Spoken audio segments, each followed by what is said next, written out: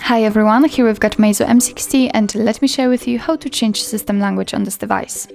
So firstly we have to enter the settings, and now let's scroll down to the very bottom actually and tap on language and time.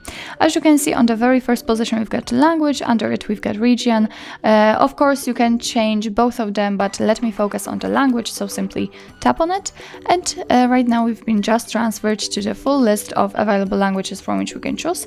So all you have to do right now is simply find the language you'd like to set and tap on it. So let me pick, for example, maybe Italian. Just tap on it, and as you can see, from now on the whole system, the whole menu will be in the chosen language. So let me do it again because I'm not very fluent in Italian, so let's get into the languages again, and right now we can find the English. Just tap on it, and as you can see, the same situation. From now on the whole system will be in English. So actually that's all. This is how to change the system language in your MEIZU M6T.